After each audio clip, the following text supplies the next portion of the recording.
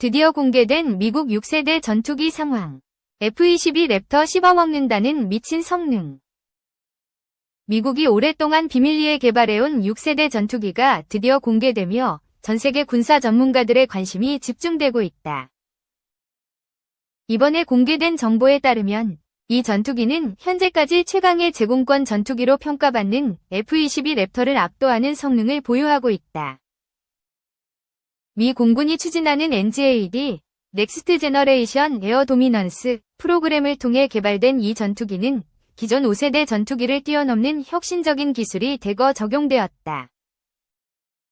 가장 주목할 만한 점은 기존 전투기보다 훨씬 향상된 스텔스 성능으로 적의 레이더 탐지를 피하는 능력이 극대화되었다. 뿐만 아니라 초음속 순항, 슈퍼크루즈 기능이 더욱 강화되어 후연소기, 애프터버너 없이도 초음속 비행이 가능하며 이를 통해 장거리 작전 수행 능력이 획기적으로 향상되었다. 또한 인공지능, AI 기반 전투 시스템이 도입되어 조종사는 실시간으로 최적의 전술 결정을 내릴 수 있으며 AI가 전장 데이터를 분석해 자동으로 위협을 감지하고 대응할 수 있다. 가장 혁신적인 점 중 하나는 유무인 복합 작전 수행 능력으로 기존 전투기가 단독으로 작전을 수행하던 방식에서 벗어나 여러 대의 드론과 협력하여 전장을 장악하는 것이 가능해졌다.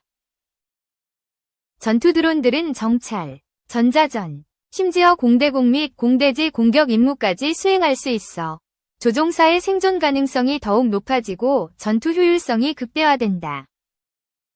무장 시스템 또한 획기적으로 개선되었으며 극초음속 미사일과 레이저 무기 등 최첨단 기술이 적용되어 원거리에서도 강력한 타격 능력을 발휘할 수 있다.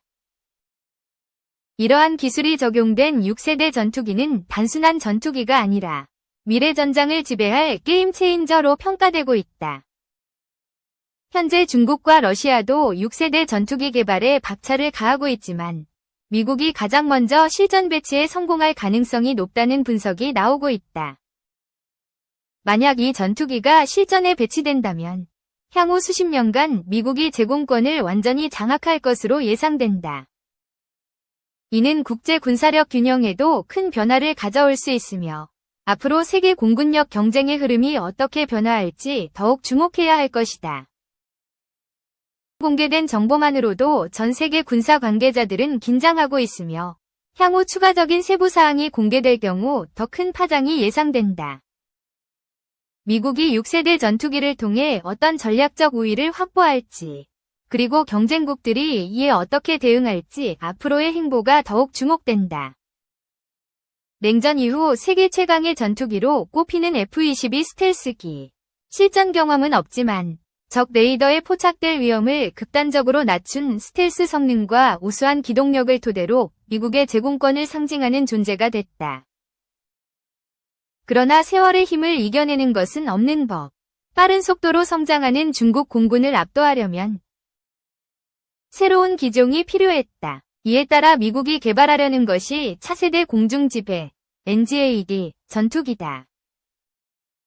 강력한 스텔스 성능, 무인기와의 협업, 다수의 센서가 수집한 정보를 융합하는 능력, 데이터를 실시간으로 주고받는 통신체계 등을 갖출 NGAD는 세계 각국이 만들려는 6세대 전투기보다 우월한 능력을 지닐 것이라는 평가를 받았다. 하지만 최근 들어 미 공군은 NGAD를 다시 들여다보고 있다. F-22처럼 모든 기능을 단일 기체에 집중한 슈퍼 전투기가 아닌 무인기의 비중이 늘어나고 인공지능, AI, 기술 등을 적용해 NGAD의 개념이 바뀔 수 있다는 관측이 나온다. NGAD는 미 공군의 공중 우세를 2030년대 이후에도 유지하기 위한 6세대 전투기를 개발하는 계획이다.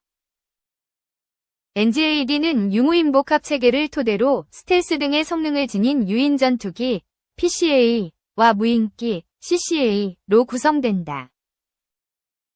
유인 전투기 1대가 무인기 다수를 통제, 모든 위협에 대응하도록 개발된다. 현재 미 공군은 NGAD 프로그램을 잠시 중단한 상태다. NGAD에 대한 요구를 재검토한다고 하지만 실제로는 비용이 발목을 잡는 모양새다. NGAD의 대당 추정 비용은 3억 달러, 4,006억 원. F-35가 8,250만 달러, 1,100억 원. F-15EX가 9,000만 달러, 1,200억 원, 라는 점을 감안하면 엄청난 고가다. 천조국이라도 대량 도입은 쉽지 않다. 미 공군에 대한 자금 압박도 심해지고 있다.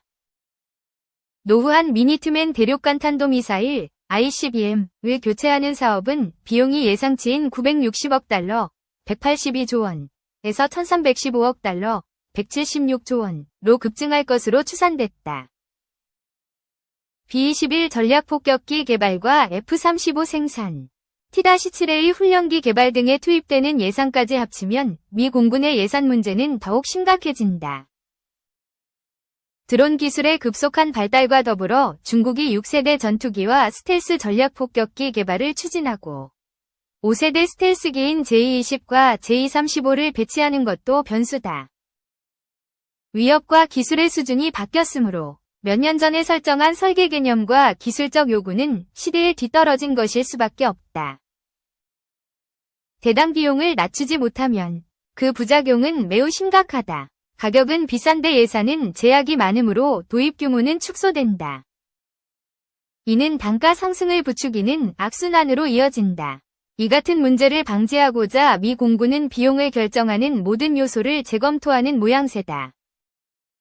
성능과 설계 조정 등을 통해 NGAD의 가격을 F-35 수준에 맞추겠다는 것이다.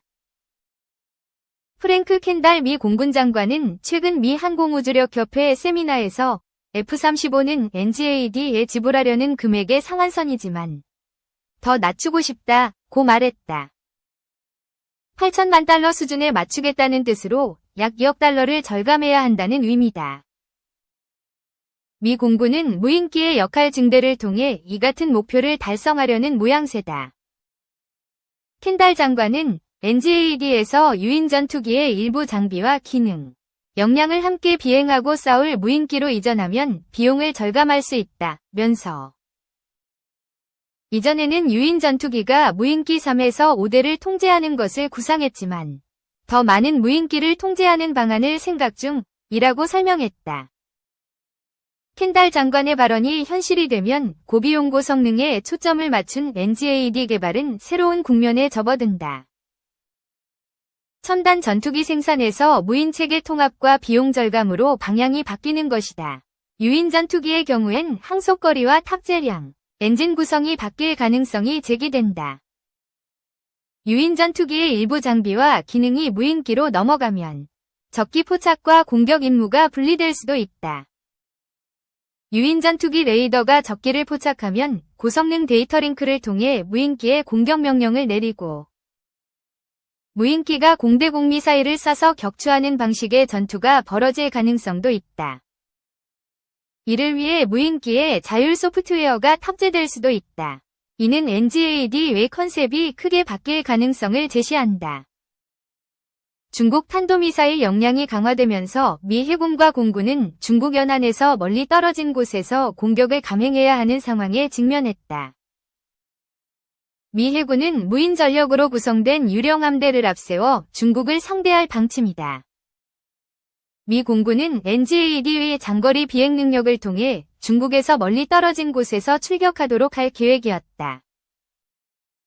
하지만 비용 문제로 기체가 소형화되어 항속거리와 탑재량 등이 영향을 받는다면 독자적인 장거리 비행은 어렵다. 공중급유가 필수적인 이유다. 이를 위해 미 공군은 NGAD의 차세대 공중급유기 NGAS를 붙여서 충분한 행동 반경을 확보할 방침이다.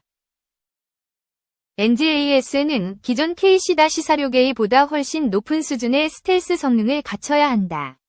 스텔스 성능을 지닌 유인 전투기와 공중급유기. 매우 작은 크기라 레이더 포착이 어려운 다수의 무인기로 구성된 공격편대는 유사시 공중전과 공대지, 공대함 전투에서 강력한 위력을 발휘할 수 있다. 여기에 고성능 데이터 링크와 인공지능, AI 기술을 더하면 시너지가 극대화된다. NGAD 앞날이 긍정적인 것만은 아니다. 고려해야 할 변수가 많다. 우선 비용 문제다. NGAD의 비용을 F-35 수준으로 맞춘다는 것은 쉽지 않은 일이다.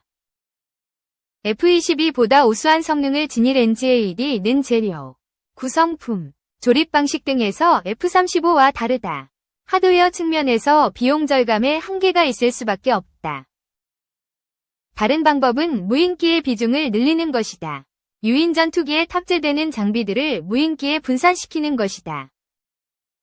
NGAD는 유인 전투기가 다수의 무인기를 통제한다.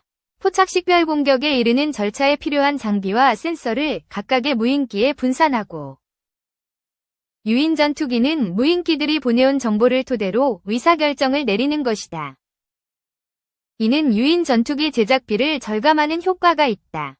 대신 무인기 가격 상승을 부추길 위험도 존재한다. 유무인복합 체계에 적용되는 무인기는 가격 대비 성능이 매우 우수해야 한다. 그래야 충분한 물량을 확보할 수 있고 유사시 다양한 용도로 사용이 가능하다. 그런데 무인기에 장비와 무장을 추가하고 임무 수행 범위를 넓히면 무인기의 제작비는 커질 수밖에 없다. 유인 전투기 비용 절감 효과가 상쇄되는 셈이다. AI와 자율 소프트웨어 사용을 어디까지 허용해야 하는가도 문제다. 항공작전에서 AI를 적용하는 기술이 급속하게 발달하고 있기 때문이다. 미국은 공군 전력 운용에서 AI를 쓰는 방안을 적극적으로 연구하고 있다. 미 국방부 고등계획연구국 DARPA는 지난해 9월 미 캘리포니아 에드워즈 공군기지에서 시험을 실시했다. AI가 조종하는 F-16 개조 전투기 X-6EA와 인간 조종사가 탑승한 F-16은 최대 시속 1931km로 상대방 주변을 비행했다. AI F-16은 방어 및 공격 기동을 하며 유인 전투기에 약 610m까지 근접했다.